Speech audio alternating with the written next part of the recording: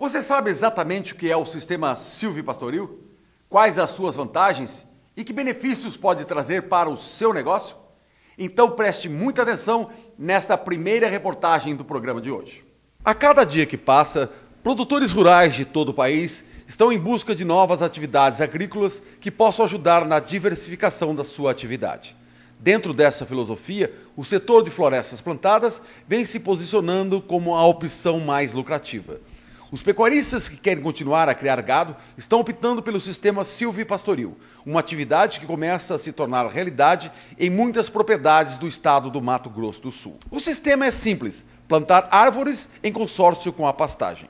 Enquanto as árvores crescem, os pecuaristas continuam com a sua atividade principal, criando bois e vacas. Agrega valor à propriedade, você cultiva uma espécie florestal de médio a longo prazo de retorno, e enquanto isso você pode ter a pecuária tradicional na mesma produção e com bem-estar melhor para o animal, porque você vai fornecer sombra para o animal. Segundo os técnicos, ela garante lucro certo a partir do 7º ano após o plantio, quando começa a colheita. Acho que esse é o argumento. Todo mundo gosta de dinheiro, é o argumento principal, né? Apesar das várias opiniões a favor, alguns pecuaristas e consultores têm outra opinião formada a respeito da eficiência do sistema silvipastoril. Para todo bônus tem um ônus. Então eu diria que, primeiro, você tem que deixar de usar o pasto, plantando em consórcio, por um tempo, até que as plantas de eucalipto ou de outra espécie esteja em condições de suportar, né, o efeito do animal. Mas tem algumas alternativas. Com ovelha, por exemplo, ele pode botar com 6 meses, 4 meses, ele pode botar ovelha tranquilo, porque ela não vai causar dano. Se for bezerro desmamado ou vaca de leite, sem o touro, porque o touro ele se empolga e faz, fica cavando, etc., né? Pode colocar com menos tempo. Se é uma árvore que cresce rápido, quando essa árvore atingir 1,80 m, você já pode botar gado bovino, novilhos, animais jovens. Mas ovelha, sem dúvida, com árvore de 1,5 m já pode botar ovelha.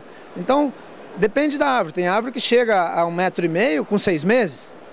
Né? Eucaliptos, por exemplo, nessa região, se for bem plantado, com uma espécie adequada, vai chegar com 1 ano, vai chegar a mais de 6 metros de altura.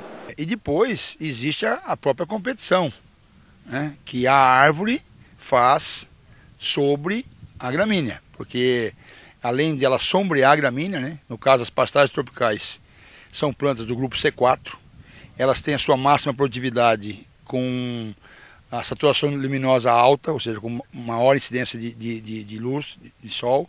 Portanto, quando você assombreia, a tendência é reduzir a produtividade. Nós, na Embrapa, estamos pesquisando algumas gramíneas que se adaptem melhor à sombra das árvores. Mas no espaçamento que é feito o sistema silvopastoril, 10, 8, 15 metros entre as linhas de árvores, as forrageiras que nós temos disponíveis são perfeitamente adaptadas. Dentre as disponíveis, a que mais se adapta, que menos sofre com a sombra, é a braquiária brisanta marandu. Essa braquiária se dá muito bem com sombra. Claro, vejam bem, sombra na medida e na condição adequada, né? Também não é 1.000 árvores por hectare, tem que trabalhar isso aí.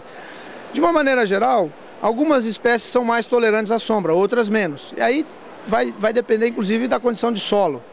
Tem regiões que a espécie mais tolerante, como seria o colonião, não vai poder ser plantada porque a fertilidade da área não tolera, não aguenta um colonião. Tem que ser um pasto como a braquiária, por exemplo. Mas também tem efeito benéfico, né? Você tem o efeito quebra-vento. Como quebra-vento, a planta, então, reduzindo a velocidade do vento, ela vai reduzir as perdas de água por evaporação, né?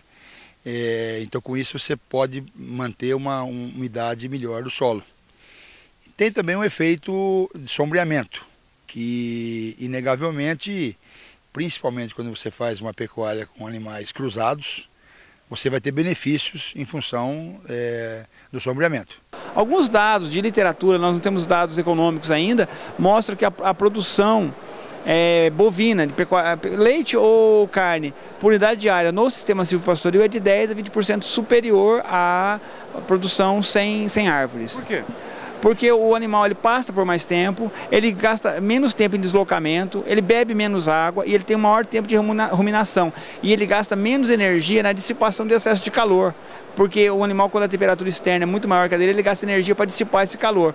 E tendo sombra, ele vai ter um conforto maior e essa energia que seria dissipada, ele vai converter em produção. A energia de mantença dos animais que estão confortáveis é menor. Então, muita energia que ele gastaria para seu metabolismo, para ele não morrer de calor ou não morrer de frio, ele carrega para a produção. Então, um animal que está confortavelmente converte melhor, ganha mais peso ou produz melhor leite, por exemplo. Muito embora sejam duas práticas adotadas, eu tenho por mim, isso é uma questão apenas de inferência, não estou provido de dados, que se o proprietário rural puder realmente dedicar parte da sua propriedade, normalmente solos mais fracos, mais degradados, e ali cultivar floresta em 100% daquela área, e dedicar os solos menos degradados, mais apropriados para a pecuária ali, aproveitar e conduzir um trabalho de pecuária mais intensiva, o resultado somando as duas atividades deve dar um ganho maior para o proprietário rural. O sistema silvopastoril é um sistema de produção. Então eu pergunto assim, o que tem mercado na sua região?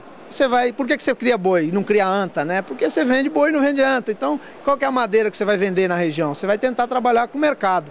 Tem que estar de olho no mercado também. Se é carvão, se é móvel, se é madeira. Exato. Se vai para carvão, para madeira de celulose, para fazer papel, se é para tora. Mas aí tem uma dica, eu acho que o pecuarista tem que antenar, porque onde a gente tem um mercado mais apertado, onde tem gargalo, e o mercado pode crescer, é para madeira de tora, madeira de serraria. É aí que a gente tem um mercado bom no Brasil inteiro. Porque madeira fina para papel, celulose e carvão, tem. Porque aí tem os plantios convencionais de floresta. Mas madeira de serraria é onde a gente tem um gargalo grande hoje.